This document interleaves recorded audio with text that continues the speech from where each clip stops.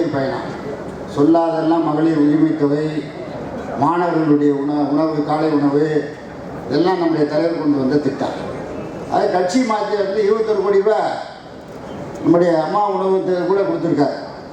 அது கட்சி மாற்றியும் கிடையாது. படிப்பில் கல்வியும் மருத்துவமும் 2 கண்கள்னு சொன்னார் நம்முடைய முதல்வர்.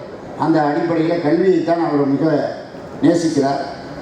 அந்த அளவில் மாணவர்கள் நீங்கள் எல்லாம் பயன்பெற வேண்டும் என்ற நோக்கத்தின் அடிப்படையிலே தான் இந்த திட்டத்தை கொண்டு வந்திருக்கிறார். இதனால் கொண்டு வந்த திட்டத்தினால என்ன பயன்னா, திறன் மேம்பாட்டு திட்டம் ஒரு டிபார்ட்மெண்ட் இருக்குது. அது நம்முடைய நம்முடைய அமைச்சர் உதயநிதி அவர்கள் இனிமேல் 19ஆம் தேதி வருவார். அதுக்கு மேலே முன்னாடி சொல்லக்கூடாது. அதனால் இப்போ அவர் பார்க்குறார். அவருடைய இதில் 28 லட்சம் பேர் மாணவர்கள் வேலைவாய்ப்பு. ஆக இந்தியாவில் தொழில்துறையில் தமிழ்நாடு முன்னணி மாநிலமாக இருக்கிறது. நம்முடைய முதலமைச்சர் 27ஆம் தேதி போகிறார். போய் அங்கே இருக்க தொழில் முதலீட்டாளர்களை சந்தித்து நிறைய தொழிற்சாலைகள் வரப்போகுது, வேலைக்கு வர. அதே மாதிரி நம்முடைய ராமநாதபுரம் மாவட்டம், ஒரு காலத்தில் ராமநாதபுரம் மாவட்டம்னா பனிஷ்மெண்ட் ஏரியா வரமாட்டோம் அப்படின்னு சொல்லுவாங்க. இப்போ அப்படி இல்லை.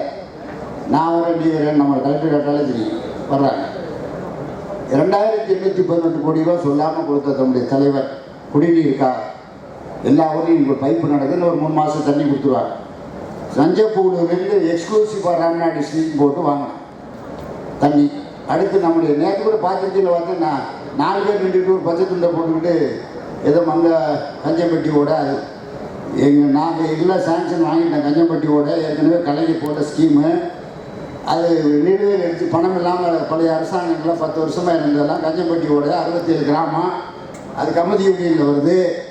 அது எல்லா சமுதாய மக்களும் இருக்கிறார்கள். அதெல்லாம் சேங்ஷன் ஆன திட்டத்துக்கு நீங்கள் எடுத்து போராட்டம் நடத்துறீங்க. போராட வேண்டியதில்லை. கோரிக்கைகளை கொடுத்தா நிறைவேற்றுகின்ற அரசு இந்த அரசு. இங்கே வந்து சும்மா விளம்பரத்துக்காக யாரும் தயவு செய்து செய்யக்கூடாது. அது கூட பார்த்தேன், பத்திரிக்கை பார்த்தேன் காலையில்.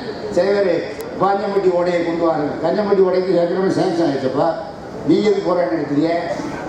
அது மாதிரி எல்லா திட்டங்கள் நம்முடைய எல்லா தொகுதிகளிலும் எல்லா திட்டங்களும் இப்போ சாலைகள், பாலங்கள். இப்போ நம்முடைய ராமநாதபுரம் தொகுதியில் நம்முடைய பழைய ஜனாதிபதி அப்துல் கலாமுடைய இதுலேருந்து ஒரு பைபாஸ் ரோடு போகுது. இப்போ 30 கோடி ரூபாய் சாங்ஷன் பண்ணியிருக்காங்க. இப்போ நம்ம அதில் 5 பைபாஸ் ரோடு இருக்குது முதலமைச்சர் தொகுதியில். எல்லா இடங்களும் நம்முடைய தர்மபுரியில் பாலங்கள் நடக்குது, வேலைகள் நடக்குது. எல்லா தொகுதியில் திருவிழான தொகுதியில் அங்கே எந்த வித்தியாசம் பார்க்காம நம்முடைய முதலமைச்சர் ஒரு மாவட்டத்தின் வளர்ச்சியை தான் பார்க்குறாரு. அதில் திட்டங்கள் நிறைய நடக்குது. அது எல்லா திட்டங்களும் யாரும் போராட வேண்டிய அவசியம் இல்லை. உங்களுக்கு கோரிக்கைகளை கொடுத்தா நிறைவேற்றுகின்ற அரசு அது நம்முடைய அரசு. பழைய கால மாதிரிலாம் கிடையாது. இப்போ நீங்கள் உடனே மனு கொடுத்தீங்கன்னா உடனே நாங்கள் கலெக்டருக்கு சொல்லி உடனே நம்முடைய அதிகாரிகளை சொல்லி சம்மந்தப்பட்ட அதிகாரிகளை சொல்லி வேலையை வாங்க. ஆகவே இந்த அரசு என்பது உங்கள் அரசு. நம்முடைய தளபதியார் அவர்கள் 2026 முதலமைச்சர் வருவார். மிகப்பெரிய வெற்றியை நாடாளுமன்றத்தில் பெற்றார். அதுக்கு காரணம் நாங்கள் அல்ல.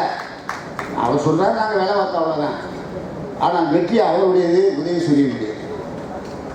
ஆகவே நம்முடைய ஆட்சி என்பது எல்லோருக்கும் எல்லாமும் அதான் திராவிட மாடல் அரசு.